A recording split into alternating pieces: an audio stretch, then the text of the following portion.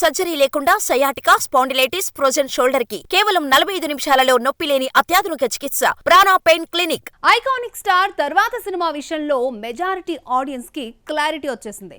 గురూజీనే బన్నీని direct చేస్తున్నాడని తెలిసిపోయింది. అయితే ఈ ఫిల్మ్ షురూ కావడానికి ఇంకెన్ని రోజులు టైం పడుతుంది? చేయబోయే ఫిల్మ్ పుష్ప 2ను మించుంటుందా? పుష్ప 2 బ్లాక్ బస్టర్ ఆనందాన్ని సుకుమార్ ఎంజాయ్ చేస్తున్నాడు. ఈ ఫిలిం తర్వాత తీసుకోవాల్సిన టెన్షన్ పై బన్నీ కసరత్తులు చేస్తున్నాడు. దానిలో భాగంగానే త్రివిక్రమ్ తో సేఫ్ సైడ్ గేమ్ ఆడుతూ కొత్త ప్రాజెక్ట్ లోకి బన్నీ ఎంటర్ అవుతున్నాడు. అన్నీ కుదిరితే మూడం తర్వాత ఈ నెలాఖరున గురూజీ బన్నీల పాన్ ఇండియా ప్రాజెక్టు మొదలవుతుంది. జనవరి 26 తర్వాత బన్నీ న్యూ లుక్ పై ఓ స్పెషల్ అనౌన్స్మెంట్ వీడియోను రిలీజ్ చేస్తారని టాక్ నడుస్తోంది. ఇక ఈ వీడియోలో హీరోయిన్, ఇతర నటీనటుల వివరాలను రివీల్ చేయకుండా సస్పెన్స్ మెయింటైన్ చేయబోతున్నారు. జులై, సన్ ఆఫ్ సత్యమూర్తి, అలవైకుంఠపురంలో వంటి హిట్ల తర్వాత అల్లు అర్జున్, త్రివిక్రమ్ మరోసారి జత కట్టడం, అది కూడా గురూజీకి ఫస్ట్ పాన్ ఇండియా సినిమా కావడంతో ఈక్వేషన్స్ ఓ రేంజ్ లో వినిపిస్తున్నాయి. త్రివిక్రమ్ చాలా రోజుల నుంచి పాన్ ఇండియా సినిమా చెయ్యాలని చూస్తున్నాడు. కానీ కొన్ని ఈక్వేషన్స్ లో అది పాసిబుల్ కావడం లేదు. 300 కోట్ల భారీ బడ్జెట్ రావడంతో, iconic star call sheets adjust కావడంతో ఇప్పుడు ఆ సినిమాను తెరకెక్కిస్తున్నాడు. మొత్తానికి తమ 4వ చిత్రాన్ని త్రివిక్రమ్, బన్నీ చాలా గ్రాండ్ గా ప్లాన్ చేశారు. Harika and Hasini creations, Geetha arts కలిసి ఈ భారీ బడ్జెట్ చిత్రాన్ని నిర్మిస్తున్నాయి. ఈ సినిమాకి సంగీత దర్శకుడిగా థమన్ వర్క్ చేస్తున్నాడట. వన్స్ ఈ ఫిల్మ్ స్టార్ట్ అయితే బాలీవుడ్ లెవెల్లో సినిమాకు హైప్స్ రావడం ఖాయంగా కనిపిస్తుంది. తారక్, ప్రశాంత్ నీల్ కాంబోలో సినిమా ఉంటుందని అందరికీ తెలుసు. అయితే ఆ ఫిల్మ్ ఎప్పుడు స్టార్ట్ అవుతుంది అనే దానికి నిన్నటి వరకు క్లారిటీ లేదు. కానీ ఇప్పుడు వచ్చేసింది. సలార్ 2 సంగతేమో కానీ నీల్ ఎప్పుడెప్పుడు యంగ్ టైగర్ తో బొమ్మ స్టార్ట్ చేద్దామా అని చూస్తున్నాడట. ఇంతకీ డ్రాగన్ సెట్స్ మీదకు వెళ్ళడానికి పెట్టిన ఆ ముహూర్తం ఏంటి? ప్రశాంత్ నీల్ తారక్ తో సినిమా చేస్తాడు అనగానే ఆడియన్స్ ఎక్స్పెక్టేషన్స్ మామూలుగా లేవు. ఆ మాటకొస్తే సినిమా ఎలా ఉంటుంది, ఎంత గ్రాఫ్ తో ఉంటుంది అనే దానిపై నెట్టింట్లో రకరకాల కథనాలను సర్క్యులేట్ చేస్తూ వస్తున్నారు. ఈ ప్రాసెస్ లో సినిమా ముహూర్తానికి ఇప్పుడు టైం దొరికింది. బన్నీ సినిమా, తారక్ సినిమా ఒకే ముహూర్తానికి మొదలు కాబోతుంది. కాకపోతే తారక్ ఫిలిం కు ముహూర్తం షాట్ మంగళూరులో పెట్టారు. తారక్ ముందుగా ఈ సినిమా కమిట్ అయినప్పుడే ఇన్ని రోజులనే టైం పీరియడ్ నీల్ కు చెప్పాడట. ఆలోపు సినిమాను కంప్లీట్ చేస్తే పైప్ లైన్ లోనే మిగతా ప్రాజెక్టులకు డేట్స్ అడ్జస్ట్ చేయాలని చూస్తున్నాడు. వచ్చే నెల 2వ వారంలో జరిగే షెడ్యూల్లో ఎన్టీఆర్ షూట్ లో జాయిన్ కానున్నాడు అని టాక్ నడుస్తోంది. ఎన్టీఆర్ హాజరయ్యే ఫస్ట్ షెడ్యూల్ పై ఓ యాక్షన్ ఎపిసోడ్ ను ప్రశాంత్ నీల్ ప్లాన్ చేశారట. డ్రాగన్ సినిమాని ఎన్టీఆర్ కెరియర్ లోనే అత్యుత్తమ సినిమాల్లో ఒకటిగా చేయాలని ప్రశాంత్ నీల్ ప్రయత్నం చేస్తున్నాడు. ఈ సినిమా స్క్రిప్ట్ కోసం నీల్ చాలా టైం తీసుకున్నాడు. ఇప్పటి వరకు ప్రశాంత్ నీల్ తీసిన అన్ని సినిమాల్లోకెల్లా బెస్ట్ సినిమా ఇదే అవుతుందని అంచనాలు ఉన్నాయి. ఆ మధ్య ఎన్టీఆర్ తో చేయబోయే సినిమా గురించి ప్రశాంత్ నీల్ మాట్లాడుతూ ఆడియన్స్ ఊహించని స్థాయిలో ఈ మూవీని తీస్తున్నాడు.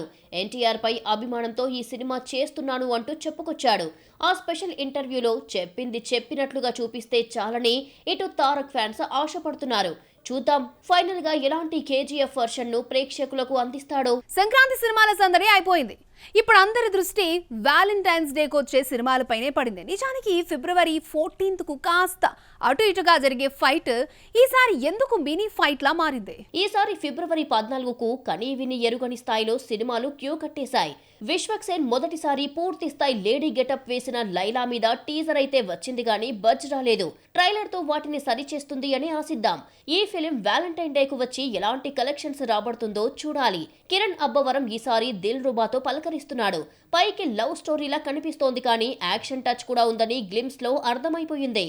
బ్రహ్మానందం, అబ్బాయి గౌతమ్ కలిసి తాత మనవడిగా నటించిన బ్రహ్మానందం పూర్తిగా కామెడీని నమ్ముకొని దిగుతోంది. మేకర్స్ కంటెంట్ మీద ధైర్యంగా ఉన్నారు. అయితే వీటిలో దిల్ రూబా ఎలాంటి వైబ్రేషన్స్ క్రియేట్ చేస్తుందో చూడాలని పరిశ్రమ చూస్తుంది. కమెడియన్ వేణు ఎల్దండి రూటును అనుసరిస్తూ ధన్ రాజ్ డైరెక్ట్ చేసిన రామం రాఘవం కూడా అదే రోజు రాబోతోంది. తమిళ దర్శకుడు సముద్రఖనితో స్క్రీన్ షేర్ చేసుకున్న ధన్ రాజ్ ఎంతో ఎమోషనల్ స్టోరీ చెబుతానంటున్నాడు. ఈ 4 సినిమాలు ఫిబ్రవరి 14న థియేటర్లోకి రాబోతున్నాయి. తండేలైతే వారం ముందుగానే రావడంతో గ్యాప్ తీసుకోవాలి అనుకోవడం వల్ల క్లాష్ తప్పడం లేదు. వ్యాలంటైన్స్ డే కు మరో సర్ప్రైజ్ ఏంటి అంటే అదే రోజు బాలీవుడ్ మూవీ చావా సైతం రాబోతుంది. చారిత్రాత్మక నేపథ్యం, heroine Rashmika Mandanna backdrop తో పాన్ ఇండియా మూవీగా రిలీజ్ చేస్తున్నారు. మరి వీటిలో విజేతగా ఎవరు నిలుస్తారో ఇంకో నెలలో తేలిపోనుంది. టాలీవుడ్ మేకర్స్ కి ఫామ్ లో ఉన్న తెలుగు హీరోల డేట్స్ దొరకడం లేదా? పని గట్టుకుని మరి అవుట్ సైడ్ హీరోలను అలా వాడేస్తున్నారేంటి? దుల్కరే అనుకుంటే ధనుష్ కి 3వ ఛాన్స్ ఇచ్చేశారా? టాలీవుడ్ లో జోరు మీదున్న ఏ హీరో ఇప్పట్లో కాల్ షీట్స్ ఇచ్చే పరిస్థితిలో లేడు. పలువురు దర్శకులకు ఇంకో 2-3 ఏళ్ల వరకు ఎవరి డేట్స్ దొరికేలా లేవు. అప్పటి వరకు ఖాళీగా కూర్చోలేని డైరెక్టర్లు బయటి వారితో సినిమాలు చేస్తూ పోతున్నారు. ఇప్పటికే ఈ విషయంలో మలయాళ హీరో దుల్కర్ సల్మాన్ తో హ్యాట్రిక్ కొట్టి చూపించాం. తాజాగా వెంకీ అట్లూరి దుల్కర్ సల్మాన్ తో చేసిన 2 సినిమాలు ఒకదాన్ని మించి ఒకటి హిట్ కాగా, ఇప్పుడు ధనుష్ తో మరొక సినిమాని వెంకీ అట్లూరి లాక్ చేసుకున్నట్టుగా కోలీవుడ్ వర్గాలు చెప్తున్నాయి. ధనుష్ తో సితారవారు అనుకుంటున్న సినిమాకి ఇంట్రెస్టింగ్ టైటిల్ ని కూడా లాక్ చేశారు. ఆనెస్ట్ రాజ్ అనే టైటిల్ తో ఈ ఫిలిం ఉండబోతుందని టాక్. సార్ తర్వాత ధనుష్ శేఖర్ కమ్లా డైరెక్షన్ లో కుబేరా సినిమాను చేస్తున్నాడు. ఈ సినిమా ఇంకా పూర్తే కాలేదు. అదేంటో వెంకీ అట్లూరితో మరొక సినిమాకు రెడీ అయిపోయాడు. అయితే వచ్చే నెల ఫిబ్రవరిలో తన డైరెక్షన్ లో రూపొందిన జాబిలమ్మ నీకు అంత కోపమా రిలీజ్ కాబోతోంది. ఏప్రిల్లో ఇడ్లీ కడాయి వస్తోంది. లక్కీ భాస్కర్ మూవీలో స్కామ్ గురించి చెప్పిన వెంకీ హానెస్ట్ రాజ్ లో ఎలాంటి నిజాయితీని చూపిస్తాడో చూడాలి. ఎట్ ద సేమ్ టైం ఈ ఫిలిం కూడా హిట్ అయితే పలువురు తమిళ మలయాళ హీరోలు తెలుగు దర్శకులతో వర్క్ చేయడానికి ముందుకు రావచ్చు. నితిన్ పవన్ కు వీరాభిమాని అయినప్పటికీ పవన్ వీరమల్లుకు పోటీగా తన సినిమాను రిలీజ్ చేస్తున్నాడు. ఇప్పటికే 2 సార్లు వాయిదాలు వేసిన రాబిన్ హుడ్ తాజాగా మార్చి 28 కి వస్తాను అంటున్నాడు. అఫీషియల్ గా చెప్పిన మాటకు కట్టుబడి ఆ డేట్ కైనా వస్తాడా లేదా? మొన్న క్రిస్మస్ కు రిలీజ్ కావాల్సిన రాబిన్ హుడ్ వాయిదా పడిన సంగతి తెలిసిందే. సంక్రాంతి పోటీలో సినిమాను తేవాలని నితిన్, మైత్రి మేకర్స్ తెగ ట్రై చేశారు. కానీ అనుకున్న టైంకు సినిమాను తేలేకపోయారు. తాజాగా మార్చి 28న సినిమాను తెస్తామని ఒక పోస్టర్ వదిలారు. అయితే ఈ poster Pawan Kalyan Veeramallu release date తో క్లాష్ అవుతుంది. Harihara Veeramallu part 1 official release date మార్చి 28. తెలిసి నితిన్ పవన్ తో క్లాష్ అయ్యే సాహసం చేయడు. బహుశా అప్పటి వరకు సినిమాకొచ్చే ఫ్రీ పబ్లిసిటీని క్యాష్ చేసుకుని చివరి నిమిషంలో డేట్ మార్చేయొచ్చు. లేదంటే తెలియకుండా మార్చి 28 అని డేట్ ఎలా అనౌన్స్ చేస్తారు? నిజానికి రాబిన్ హుడ్ సంగతేమో గానీ వీరమల్లు మార్చి 28కి వస్తుందనే గ్యారంటీ లేదు. కాబట్టి నితిన్ సినిమాకు ఈ డేట్ లాక్ అయిందనే వాళ్ళు చాలా మంది ఉన్నారు. అట్ ద సేమ్ టైం వీరమల్లును కొన్ని ఏరియాస్ లో పంపిణీ చేసేది మైత్రి మేకర్సే కావడంతో థియేటర్ అడ్జస్ట్మెంట్ లెక్కల్లో రాబిన్ హుడ్ కి ఏమైనా న్యాయం చేయొచ్చేమో అనిపిస్తుంది. లేదంటే వీరమల్లు ఖచ్చితంగా మరొక డేట్ ను వెతుక్కునేలా కనిపించే నితిన్ కు మార్చి 28 ఇచ్చారనే టాక్ నడుస్తుంది. టాప్ హీరోల సినిమాలన్నీ కమర్షియల్ యాంగిల్లోనే పురుడు పోసుకుంటున్నాయా? పేరుకు మాత్రమే పాన్ ఇండియాలు, పిక్చర్స్ అన్ని పక్కా కమర్షియల్ గా ఉండేలా ప్రణాళికలు సిద్ధం చేసుకుంటున్నాయా? క్లాసిక్ తో రాని కలెక్షన్ కమర్షియల్ ఫార్ములాతోని వస్తుందని పరిశ్రమ గుడ్డిగా నమ్మేలా రిజల్ట్ అలా ఎలా వస్తున్నాయి? పైసా వసూల్ మూవీలన్నీ కమర్షియల్ యాంగిల్లోనే ఎక్స్పోజ్ అవుతున్నాయి. చివరకు క్లాసీ సినిమాలు చేసుకునే నాని లాంటి హీరోలు కూడా తమ రేంజ్ పెంచుకోవడానికి దసరా, సరిపోదా శనివారం సినిమాలను కమర్షియల్ గా తీర్చిదిద్ది ఆడియన్స్ ముందుకొచ్చారు. తాజాగా హిట్ 3 పోస్టర్ తో ఇక ముందు కూడా అలాగే వస్తాన్ని చెప్పకనే చెప్పేశాడు. నిజానికి బీసీ సెంటర్స్ మూవ్మెంట్ పట్టేది కమర్షియల్ పిక్చర్సే. కలెక్షన్ రికార్డులన్నీ కమర్షియల్ చిత్రాలతోనే సాధ్యమవుతున్నాయి. ఒకవేళ కమర్షియల్ ఫిలిం ఫ్లాప్ టాక్ తెచ్చుకున్నా మినిమం ఓపెనింగ్స్ వస్తున్నాయి.